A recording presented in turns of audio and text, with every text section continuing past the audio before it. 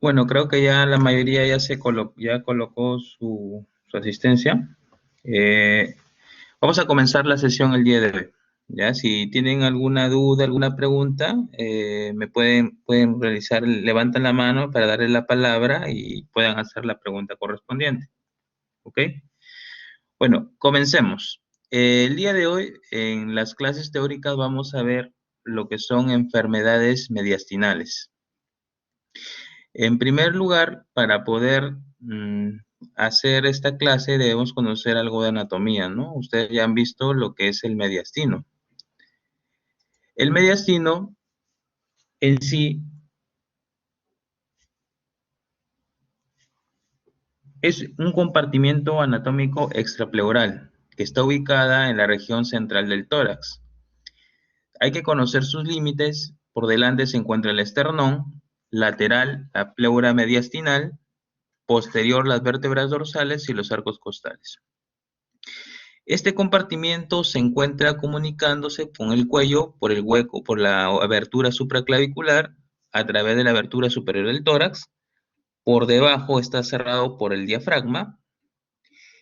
Y la división generalmente es arbitraria. Existen varias formas o varias clasificaciones de cómo lo divide. A veces utilizan fundamentos anatómicos, embriológicos, pero todos tienen un valor clínico quirúrgico, en realidad. Si nosotros hablamos del mediastino, la primera aproximación vamos a tenerlo mediante la radiografía de tórax. A grosso modo, el mediastino es esta parte, ¿no? Que se encuentra entre ambos campos pulmonares, en el cual va a contener los grandes órganos del tórax, que son el corazón, los grandes vasos como la aorta, las arterias pulmonares, las venas pulmonares, los cilios pulmonares, algunos órganos o algunas estructuras como el timo, la tráquea, los bronquios y el esófago, ¿no? Es acá con acá está delimitado en esta radiografía de tórax, ¿ok? La radiografía de tórax es importante porque en ocasiones es el único elemento diagnóstico, como un examen diagnóstico, y debemos conocer cómo es la estructura del mediastino, cómo se observa en una radiografía de tórax, para poder determinar cuándo existe una anormalidad. Generalmente, la mayoría de veces donde hay una patología del mediastino, vamos a ver un ensanchamiento, ya sea en la parte superior, media o la parte inferior. Si nosotros básicamente vamos a tener lo que es la división anatómica. ¿Cómo vamos a hacer la división anatómica? Vemos acá una línea celeste que va a dividir el mediastino en un mediastino superior, que es por arriba de la línea celeste, y mediastino inferior. Esta línea va desde el cuerpo, la unión del manubrio y el cuerpo esternal, que es el ángulo de Lewis, hasta el cuarto disco dorsal. La línea naranja va por la cara anterior del pericardio. La línea azul oscura va a ir por delante de la tráquea y rodea la cara posterior del pericardio. Y la línea verde va a correr 1 centímetro por detrás del margen anterior de las vértebras dorsales. Y es así como se va a dividir lo que es el mediastino. ¿Y cómo lo va a dividir? Vamos a ver la siguiente imagen, lo vamos a ver de la siguiente manera. Hemos visto que esta es la línea que divide en superior e inferior. Este va a ser el mediastino superior.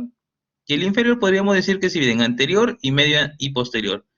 Pero desde el punto de vista anatómico se considera el mediastino anterosuperior como una sola parte, ¿no? Tenemos el anterosuperior, el medio y el posterior, ¿no? Vemos que el mediastino medio es el que tiene mayor tamaño. Sin embargo, es en el mediastino anterosuperior donde vamos a tener la mayor cantidad de alteraciones, debido es que ahí vamos a tener la mayor cantidad de estructuras, ¿ok? Continuamos.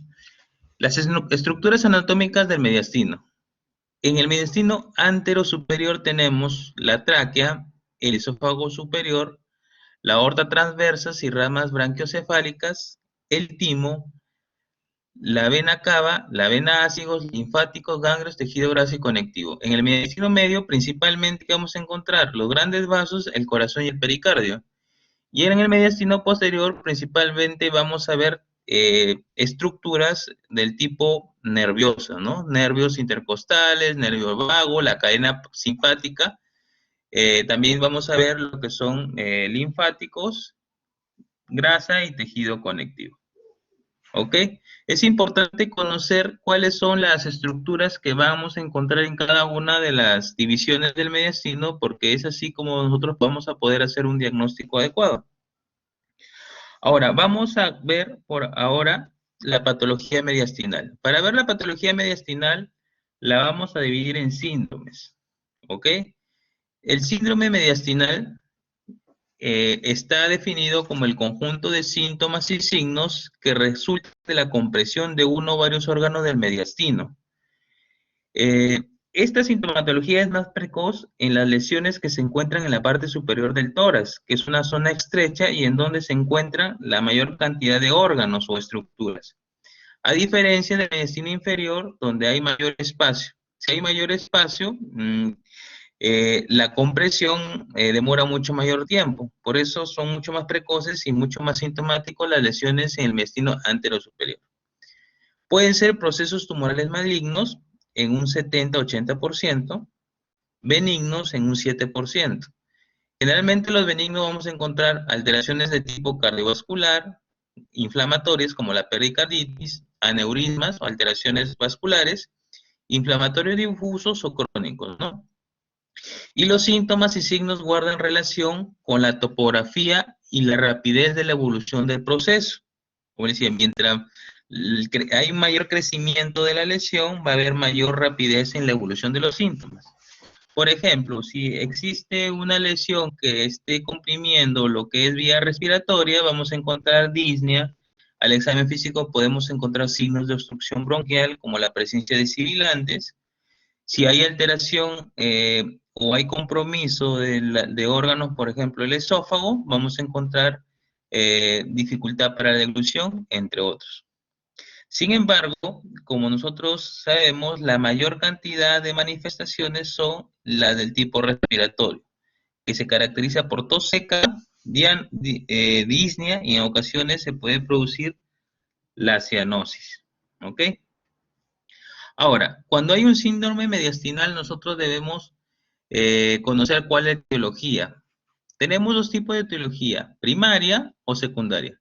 Primaria es cuando aparentemente no hay una causa. Puede ser por un proceso fisiológico como la tos, la defecación o el parto.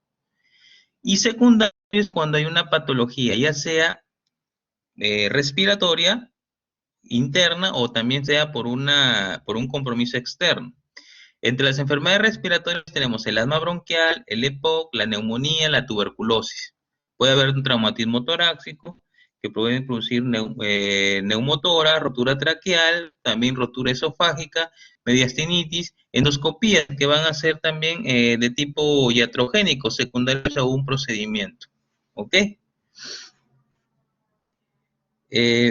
Lo otro que también es importante tener en cuenta son la sintomatología, porque es cómo van a llegar el paciente. La mayoría de los casos son asintomáticos y se pueden encontrar como un hallazgo radiológico. Cuando un paciente va a una evaluación clínica de manera regular, se puede encontrar una alteración en la radiografía o en la tomografía, con la cual hallamos el diagnóstico. Pero cuando es sintomático, el principal síntoma es el dolor retroesternal tipo pleurítico, que se da en un 54% de los casos, seguido de la disnea. También puede aparecer la tos.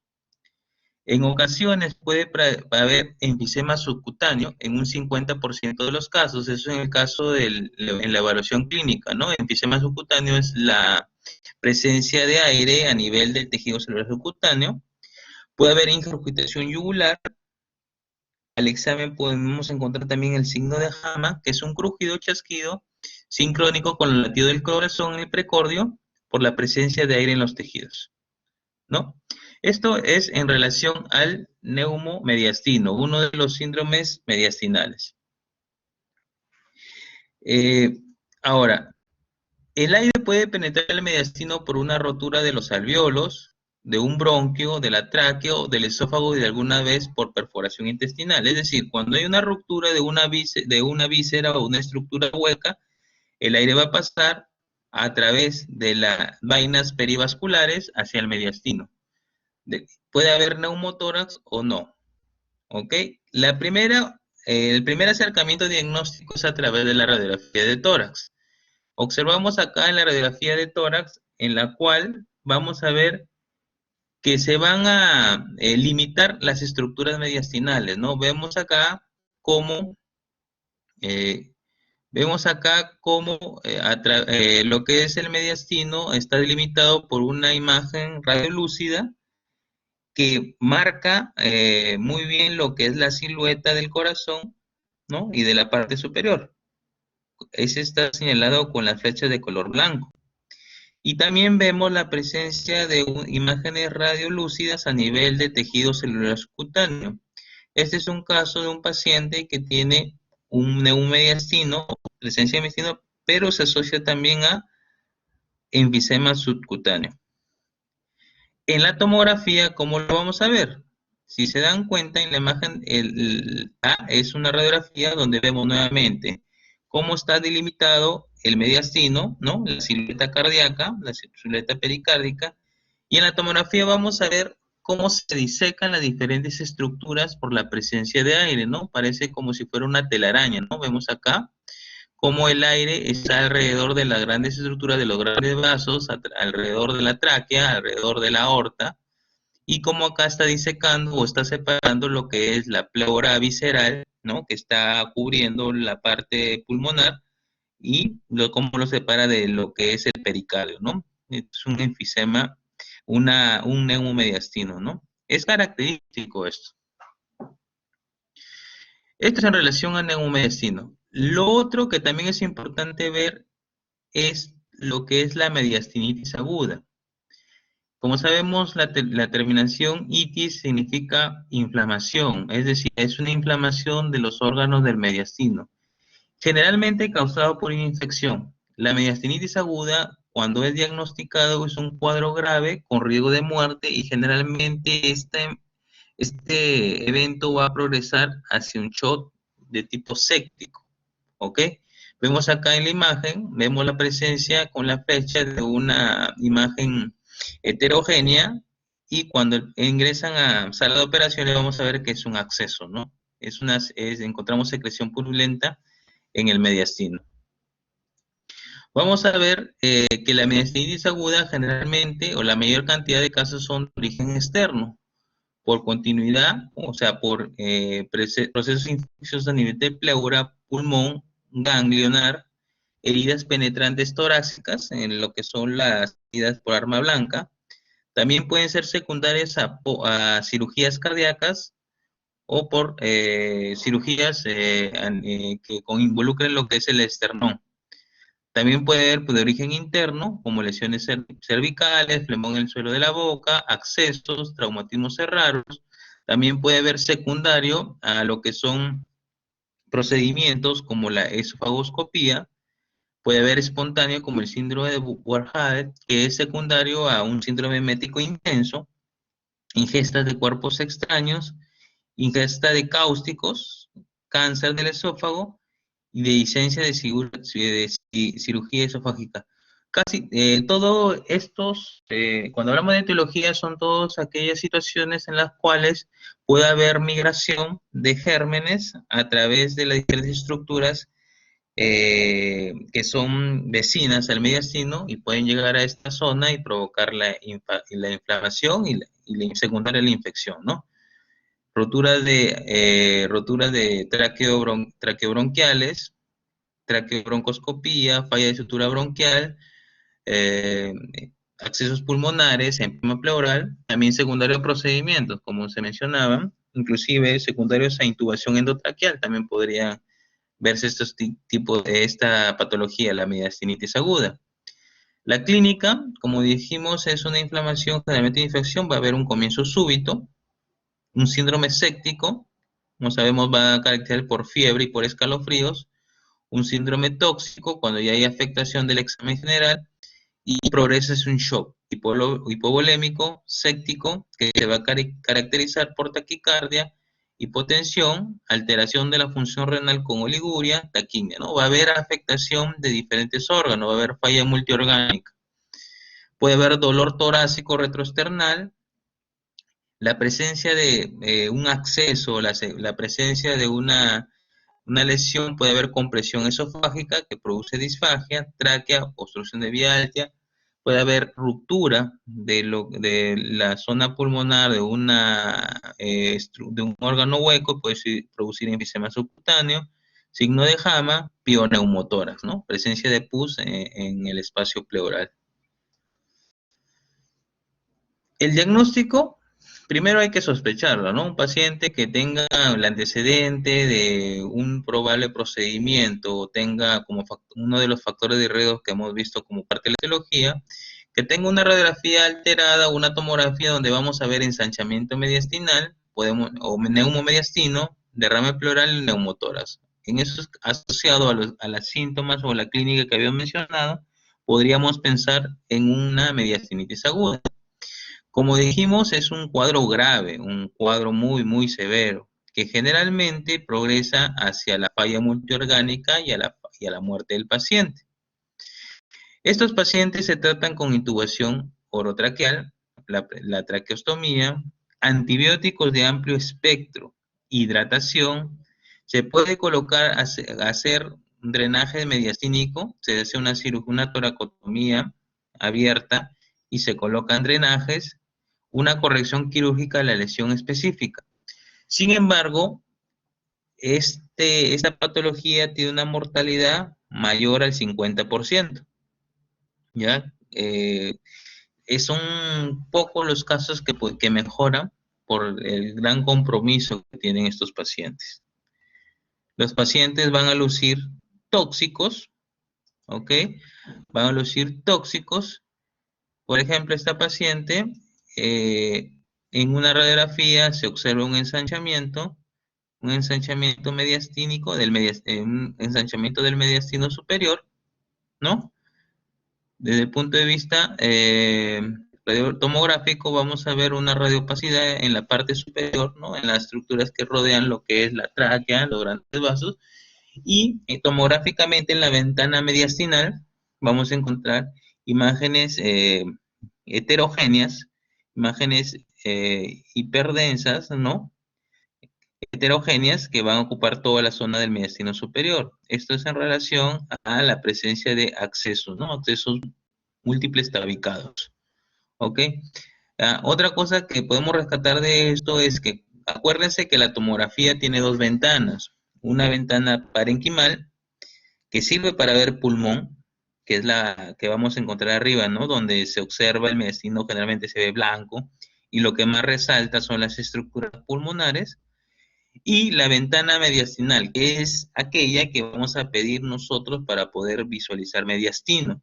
También nos sirve para visualizar pleura, acuérdense. Si quiero ver pleura, si quiero ver si hay un derrame pleural, si quiero ver si es líquido lo que tiene ahí, o las características de la lesión que tiene ahí, vamos a preguntar en la pleura o el mediastino, vamos a solicitar la ventana mediastinal. ¿Ok? Otro síndrome importante que hay que conocer es el síndrome de la vena cava superior. Ustedes ya deben haber escuchado este síndrome, que es el más característico en lo que es patología mediastinal. Es un conjunto de síntomas causados por el deterioro de flujo sanguíneo a través de la vena cava superior, que va a transportar sangre o va a retornar, va a haber el retorno venoso de sangre que viene de la cabeza, el cuello, el tórax y los brazos. Acuérdense que toda esa sangre va a regresar a nivel de la aurícula derecha. Cuando hay una alteración del tipo mecánica que altere este retorno, va a producirse el síndrome de vena cava superior. ¿Cuáles son los síntomas? Principalmente son síntomas de tipo respiratorio. Va a producir disnea, ronquera cuando hay afectación de las cuerdas vocales, disfagia, tos, dolor de tórax, puede producir hemoptisis y el famoso edema en esclavina, que va a producir edema en la cara, el cuello, el tronco superior y las extremidades superiores. Va a haber un incremento de volumen. Los síntomas: va a haber ingurgitación yugular, va a haber incremento de la distensión de las venas del cuello, También va a haber circulación colateral, vamos a ver circulación, venas distendidas a nivel del tórax, así como han visto ustedes pacientes cirróticos, lo mismo, pero eso es a nivel de circulación de tórax superior. Edema de la cara, de las extremidades superiores, puede haber un enrojecimiento, ¿no? Como si el paciente estuviera con vergüenza, se llama plétora, coloración por congestión vascular en la cara, y taquignia, ¿ok? El paciente va a encontrarse taquignéico con un mal patrón respiratorio. Acá tenemos que ver cuáles son los principales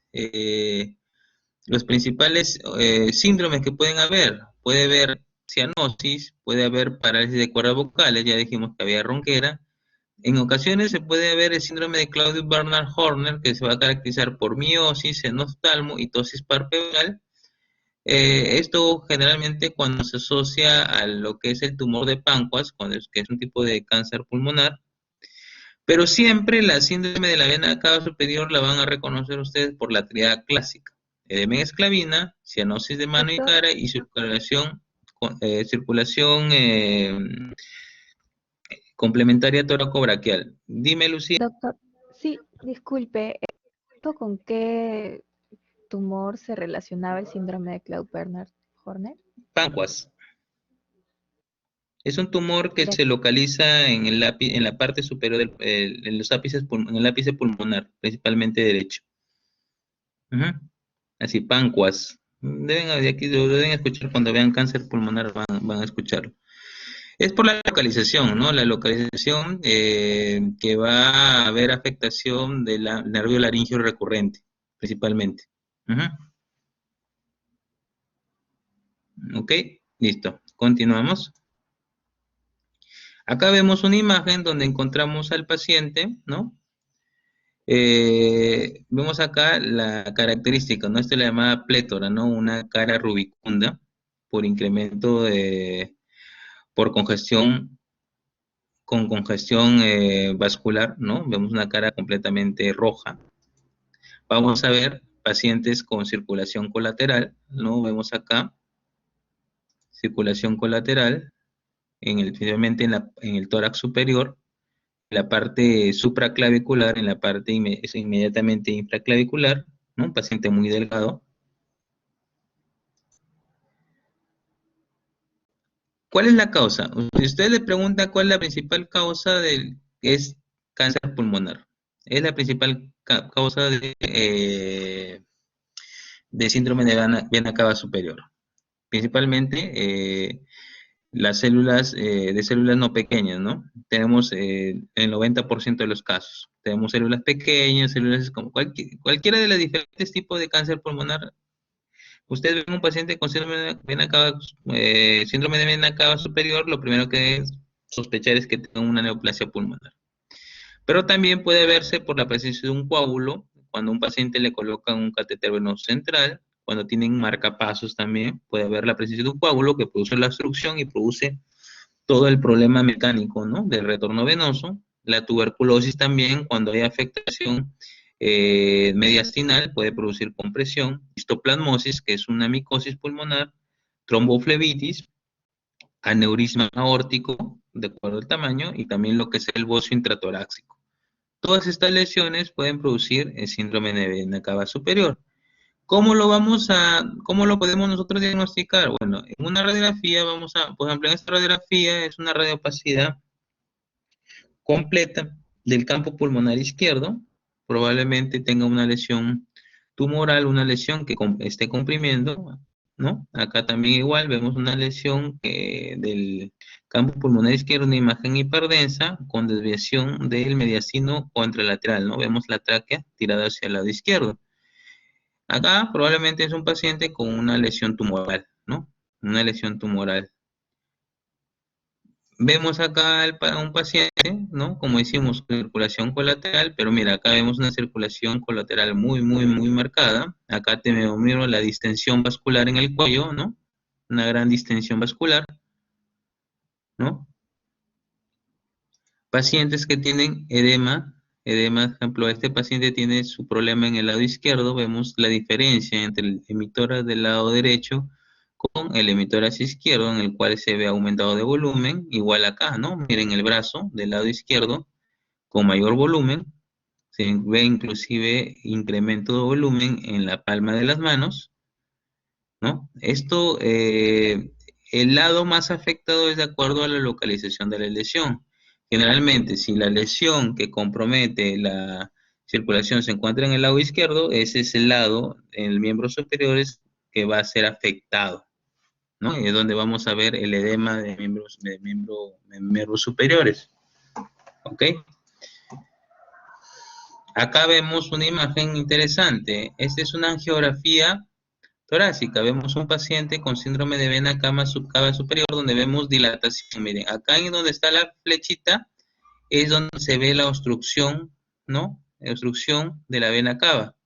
Y vemos que hay una dilatación, mire, por encima de eso vemos una dilatación vascular, ¿no? Acá está la yugular, ¿no? Acá está la vena subclavia. Vemos cómo está incrementado el volumen, ¿no?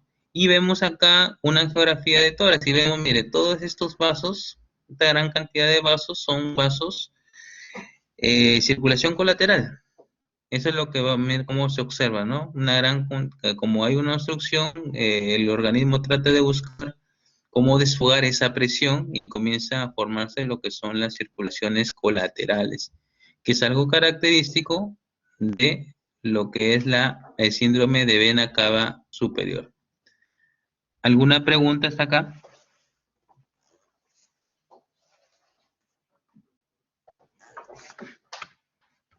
Bueno, esos son los síndromes principales, neumomediastino, mediastinitis aguda y el síndrome de vena cava superior.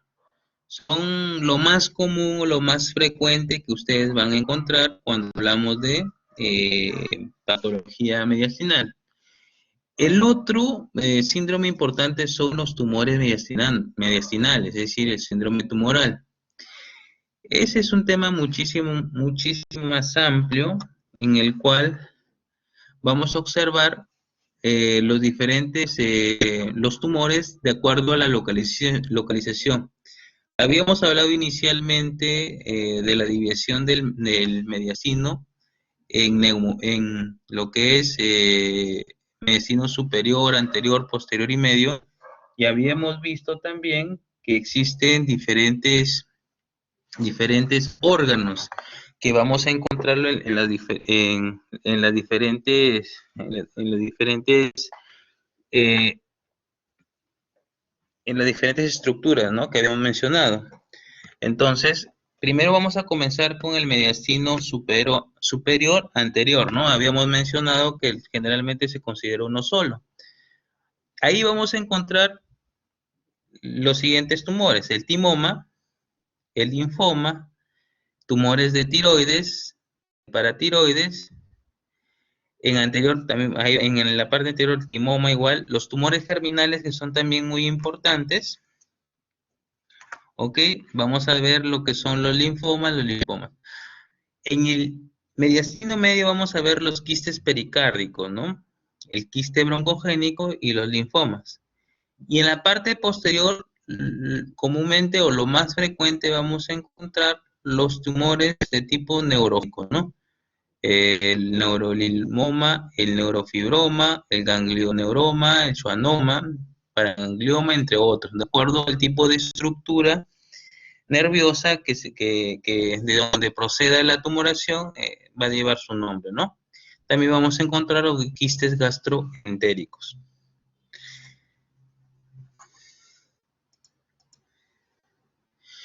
Cuando hablamos de tumores del mediastino anterior superior, tenemos que tener en cuenta que el timoma es el principal, es el más frecuente, es el más común. Inclusive el timoma si hablamos en general del tumor más frecuente de todo de mediastino, es el timoma. O sea, tanto del mediastino anterior, medio y posterior, el timoma sigue siendo el más común.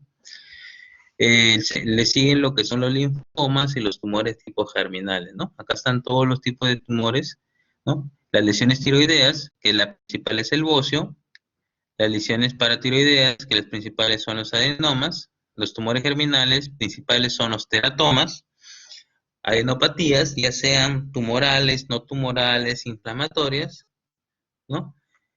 Inclusive, puede haber simplemente incremento de grasa pericárdica y puede producir todo lo que es un síndrome mediastinal. Vamos a hablar de dos de los principales. El timoma, como mencionaba anteriormente, es el tumor más frecuente de crecimiento lento, da tanto de manera igual en hombres y mujeres y generalmente son personas mayores de 40 años. Como por ser un tumor de crecimiento lento, generalmente son de tipo asintomáticos. El 30-50% de los casos se va a asociar a miastenia gravis y generalmente el tratamiento es un tratamiento combinado, donde va a haber la cirugía, la quimioterapia y la radioterapia. Como mencionaba, generalmente son asintomáticos y se van a diagnosticar de manera incidental. Cuando tenemos un paciente por X motivo, se realiza un examen radiológico y vamos a observar una imagen tumoral. Por ejemplo, vemos en la radiografía una imagen radio opaca que cubre la zona lateral del campo pulmonar, zona pariliar del campo pulmonar izquierdo, ¿no? Vemos que es redondeada, generalmente bien delimitada. Y en la tomografía, en la ventana mediastinal, observamos, ¿no? Una imagen redondeada, heterogénea. Ven acá estas zonas de color más oscuro, son zonas de necrosis. Los tumores generalmente crecen de forma centrífuga, es decir, inician acá el crecimiento y posteriormente van creciendo hacia afuera. Y conforme va creciendo, la circulación de la cual se nutre el tumor va dirigiéndose hacia la parte más externa, la zona periférica, donde hay crecimiento. Y es por eso que disminuye la circulación a nivel de la zona central del tumor y se comienza a producir lo que es la necrosis, ¿no? Vemos acá estas zonas oscuras, pues es zonas de necrosis, ¿no? Ok, seguimos. Otro de los tumores importantes en el mediastino anterosuperior son los teratomas. Ustedes habrán oído teratomas como tumores de las células germinales que podemos encontrar en ovarios, en testículos, pero también una localización también es a nivel de tórax. Como sabemos, los teratomas son tumores que pueden tener diferentes tipos de tejido, ¿ya? De las tres hojas embrionarias, del endodermo, del mesodermo, del ectodermo. Es decir, podemos encontrar en los teratomas tejido muscular, tejido óseo, tejido graso, ¿no? Tejido nervioso, entre otros. Generalmente los teratomas vamos a encontrar en los niños y en los adultos jóvenes, principalmente generalmente en la segunda década de vida. Es raro tener un paciente con un teratoma después de la tercera década de vida. El teratoma maduro vamos a encontrar en el 70% de los casos. Cuando hablamos de teratoma maduro, hablamos de tejidos bien diferenciados, cuando no tienen tejido tipo embrionario, cuando ya están bien diferenciados los tejidos. Al igual que en el timoma, los síntomas generalmente no son del todo, no, son larvados, son vagos y presentan principalmente efectos de de compresión por el tamaño del tumor, ¿no? Radiológicamente, nosotros vamos a observar en el teratoma masas mediastinales que son anteriores, lobuladas, bien definidas, que se insinúan hacia un lado de la línea media, ¿no? Vemos acá, ¿no? Bien definidas, su lesión bien definidas, acá una imagen, acuérdense, en la ventana mediastinal encontramos una imagen tumoral, ¿no? Es una masa heterogénea, vemos acá imágenes mucho más hiperdensas en el centro Si nosotros hacemos una comparación, por ejemplo, con este que es una costilla, vemos que es un tejido muy similar. Este es tejido óseo, ¿ok? Tejido óseo. Vemos que tiene, la tumoración tiene un tejido óseo. Y si vemos que está bien delimitado, es como si tuviera una cápsula, ¿no? Acá igual, vemos acá esta lesión heterogénea, ¿no? Bien delimitada, como si tuviera una cápsula, ¿no? Estos son son las imágenes de teratoma. Una vez intervenido quirúrgicamente, vamos a encontrar esto, ¿no? Lo que son masas bien delimitadas, ¿no? Bueno, mira, acá tiene tejido graso, dentro tendrá otro diferente tipo de tejido, ¿no? Los teratomas generalmente cuando no hacen, no invaden tejidos contiguos, con el tratamiento quirúrgico es curativo. Por eso la importancia de la detección temprana de este tipo de tumores. ¿Ok? Entonces, dentro del mediastino anterior tenemos el timoma y los teratomas como principales, ¿no? Bueno, también se incluye también lo que son los linfomas. Y lo que son tumores del mediastino medio, vamos a mencionarlos principalmente que son poco comunes, ¿no? Hemos mencionado que el mediastino medio podríamos decir que tiene una mayor área, sin embargo son los menos comunes.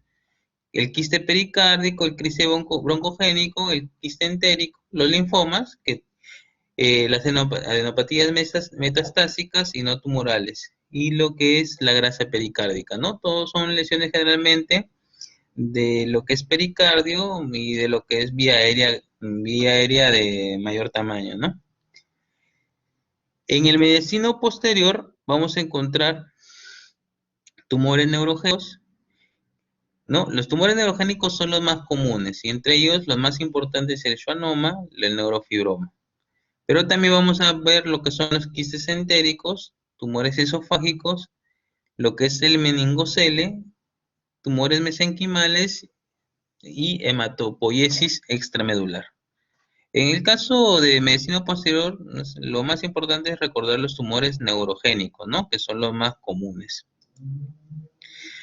Por ejemplo, el neurolimoma o schwannoma, que es un tumor benigno originado en el neuroilema de los nervios periféricos y de las raíces raquídeas.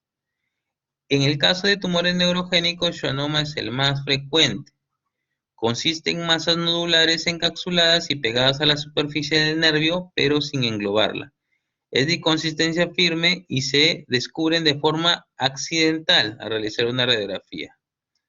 Vemos acá la imagen, ¿no? Vemos que procede de un nervio, vemos acá la distensión o el incremento de tamaño de la salida del nervio, ¿no? De la salida paravertebral, y vemos acá lo que es el schwannoma, ¿no? Radiológicamente vamos a ver como una masa pegada, muy pegada a lo que es las estructuras vertebrales, ¿no? Generalmente van a producir sintomatología de acuerdo al nivel donde se realiza la compresión nerviosa. Puede ser dolor, también puede haber alteración de tipo sensitivo y de tipo motor, ¿no? Acá vemos una radiografía, en lo cual vemos acá una imagen radio opaca en la base del lado izquierdo, ¿no? Y vemos acá que desde el punto de vista tomográfico vemos una masa posterior que si se observa bien tiene su origen acá, ¿no? En lo que es pegado a lo que es el cuerpo vertebral, ¿no? A nivel torácico es esto, ¿no? Esto también es un neuroblastoma, ¿ok? Entonces, si nos damos cuenta, en la radiografía, en lo que es síndrome mediastinal, la radiografía de tórax es un acercamiento. Sin embargo, para nosotros determinar la localización, ¿no? Si nos damos cuenta, la mayoría de lesiones tumorales, salvo excepciones, producen sintomatología muy general, casi común a todos, que se caracteriza por el tamaño y localización. Pero si nosotros queremos determinar qué tipo de tumor vamos a encontrar, necesitamos siempre hacer una tomografía de tórax, ¿no? No nos va a bastar solo con la radiografía. Una radiografía nos puede dar un acercamiento y mucho menos una radiografía solamente antero-posterior o postero-anterior. Nosotros necesitamos, si no contamos con tomografía, podríamos hacer una radiografía frontal y lateral para poder determinar con mucha mayor precisión en qué zona del mediastino se encuentra la lesión. Pero la tomografía es importantísima en este tipo de casos, ¿no? Para poder determinar. Y de acuerdo, si se encuentra en el mediastino anterior, medio o posterior, podemos determinar según la frecuencia, según la edad del paciente, según la sintomatología, cuál sería la causa mucho más probable para hacer un diagnóstico diferencial. ¿Ok? Eh, ¿Alguna pregunta?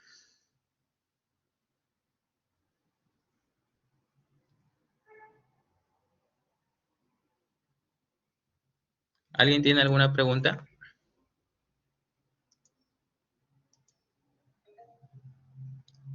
A ver, Lucía, dime. Sí, doctor, de lo que mencionó con respecto a TB y histoplasma, bueno, más que todo con histoplasma, para el histoplasma, bueno, yo leí que estaba dentro de mediastinitis crónica fibrosante y que no tanto lo referían a una infección, sino por la reacción inmunitaria debido a los antígenos Ujú. de histoplasma. Sí, o sea, la histoplasmosis, cuando hablamos de histoplasmosis a nivel de mediastino, es la afectación principalmente de los tejidos linfáticos. Una cosa es la patología pulmonar crónica a nivel de pulmonar, ¿no? La histoplasmosis se caracteriza por ser una enfermedad cavitaria crónica que se caracteriza por afectar principalmente los lóbulos superiores. Por eso, dentro de los diagnósticos diferenciales, siempre para una tuberculosis que no mejora con el tratamiento y que tenga el antecedente de exposición a este tipo de hongo, es la histoplasmosis. Pero cuando hablamos de compromiso mediastinal, estamos hablando de inflamación crónica, principalmente a nivel de tejido linfático, que provoca una inflamación crónica, como tú muy bien mencionas, y provoca también la presencia de masas que pueden producir un síndrome mediastinal. Como mencionamos, en síndrome mediastinal, cualquier lesión que pueda producir compresión a nivel mediastino va a producir sintomatología, ¿no? Y en esos casos, el diagnóstico principalmente se va a ver por biopsia, ¿no? Por la obtención del tejido, ¿no? Una cosa es la tuberculosis, la histoplasmosis crónica de tipo pulmonar y el otro es lo que estamos hablando acá, ¿no? Son dos cosas diferentes.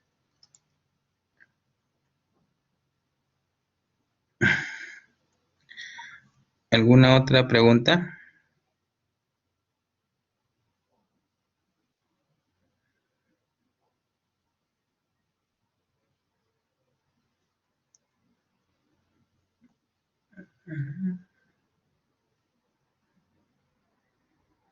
¿Alguien más? ¿Nadie tiene una consulta?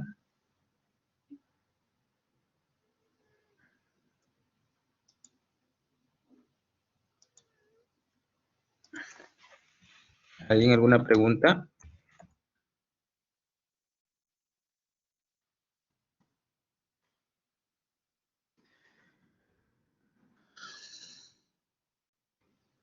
Doctor, ¿Alguien? y con respecto a la angina de Ludwig por la infección bacteriana de lo que es Ujú, cabeza, o sea, porque bueno, yo lo pondría en infección de cabeza y cuello o no ujú. sé, ¿sí? Allá.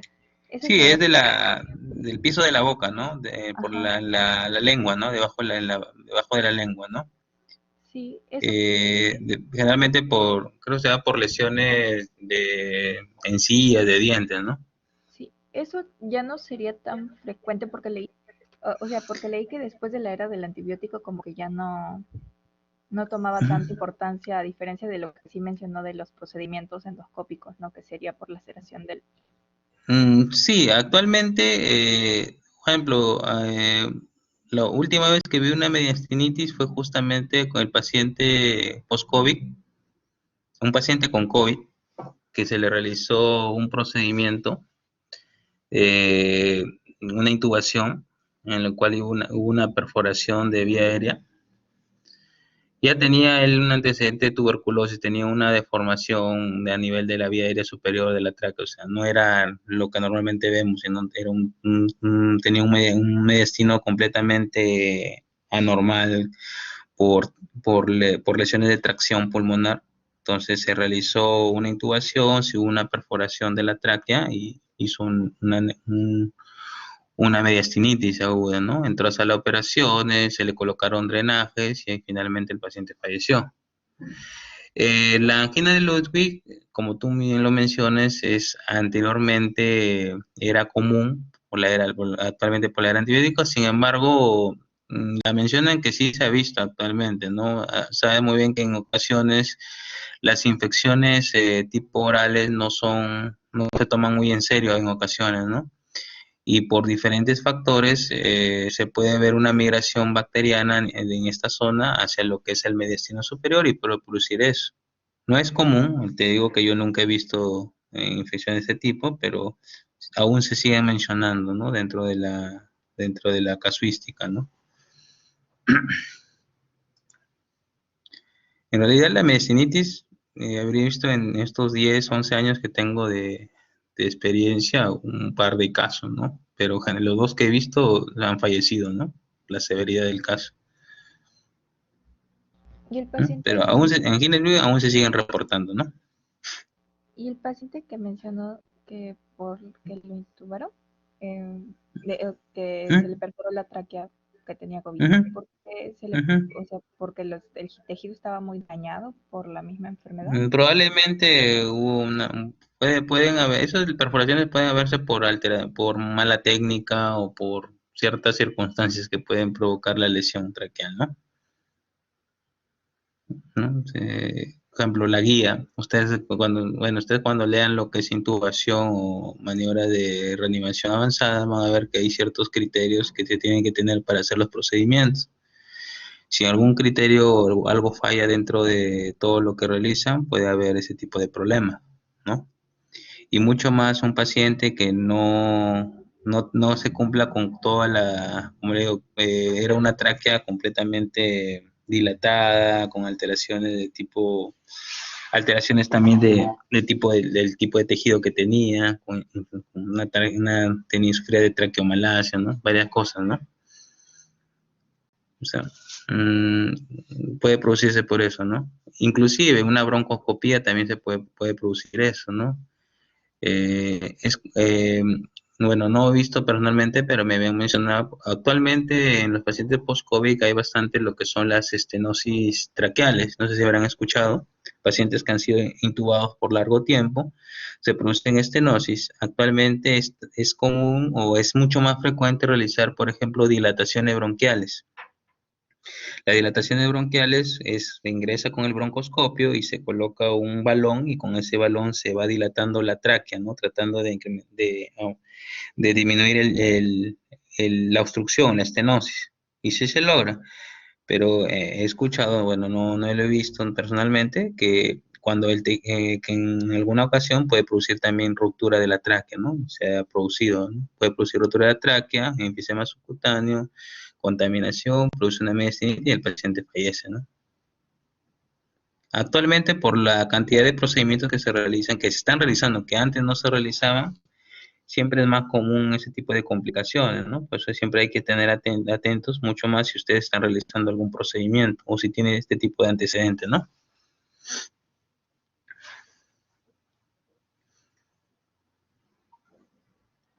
Doctor, ¿Alguna otra pregunta? yo también había visto sobre la intubación y que producía estas estenosis, pero leí que justo eso lo solucionaban con la traqueostomía, o sea, para evaluar este, si iba a Hacen no ingresar traqueoplastía, hacen traqueoplastía, inclusive hacen resección de tráquea, y te colocan ahí unos colgajos para hacer, ¿no? Bueno, eso lo hace el cirujano de cabeza y cuello, pero dentro de los procedimientos hay pacientes que no son tributarios a tratamiento quirúrgico y se les hace tratamientos no invasivos. Y es ahí donde ingresa lo que es la neumología intervencionista. En el hospital donde trabajamos, en el Hipólito Unanue, están haciendo de manera, bueno, yo no realizo, pero hay un colega que hizo su pasantía y está realizando ese tipo de procedimientos, ¿no? Dilataciones traqueales con una gran cantidad de pacientes y con buenos resultados, principalmente con balón, inclusive también hacen con argón plasma, ¿no?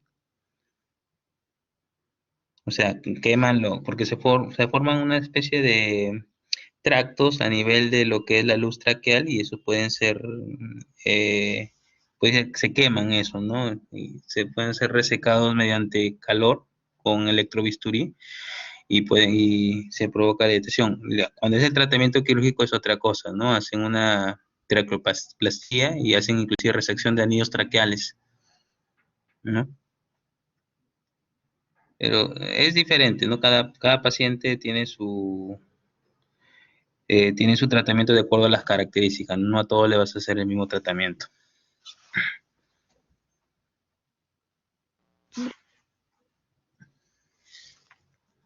¿Algo más?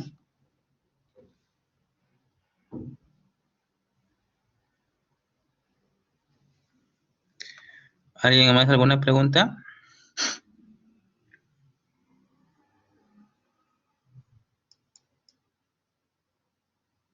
Bueno, si no hay ninguna pregunta, les agradezco bastante la atención.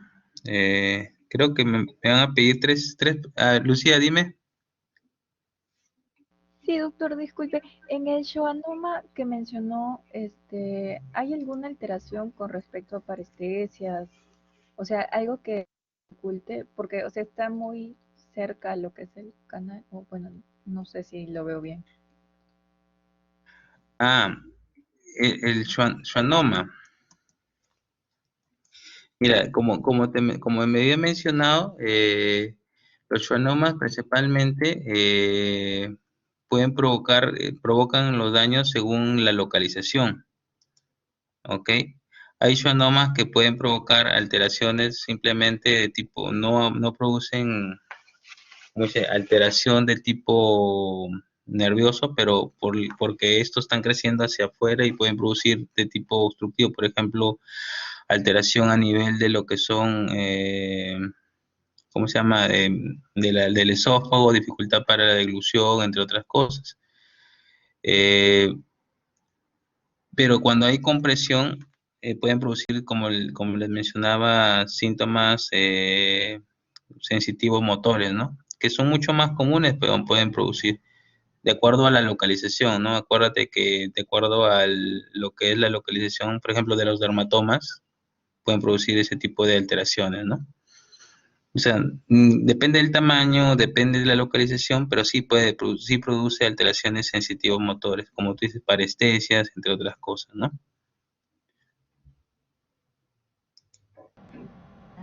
Ya, gracias, doctor.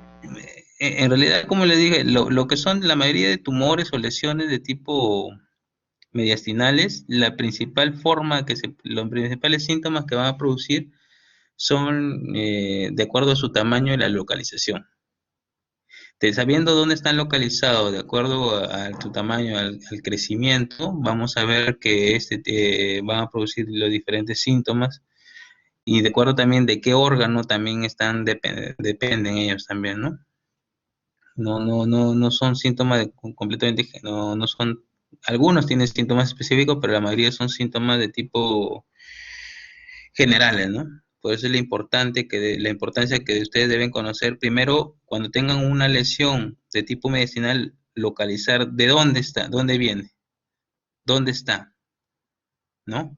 Después de eso, si es medicina medio superior, saber de qué órgano, de qué estructura depende y de acuerdo a la característica del paciente, ver en cuál es la mayor posibilidad de acuerdo a las características del paciente, la edad del paciente, entre otras cosas, ¿no? Eso es lo importante, ¿no? Y acuérdense, siempre en los pacientes donde tengan una patología de tipo mediastinal, la tomografía, ¿no? No se queden solamente en radiografía, porque si no, va a ser un tratamiento, un diagnóstico completamente, un diagnóstico incompleto en realidad. Siempre la tomografía de tórax, acuérdense, ventana mediastinal, ¿no? La que está, por ejemplo, acá en la imagen es una ventana mediastinal en el lado derecho. Eso es importante para ver lo que son lesiones mediastinales, ¿no? El mismo nombre lo dice. ¿Ok? Bueno, chicos, se les agradece bastante la atención. Ya nos estaremos viendo, bueno, en alguna otra oportunidad. Creo que de este examen, de esta clase, son 3 preguntas, ¿no? Las preguntas son básicamente de las diapositivas, ¿no? Son realmente preguntas tipo fácil y por ahí un casito clínico que voy a colocar de acuerdo a alguno de los puntos que se ha tocado.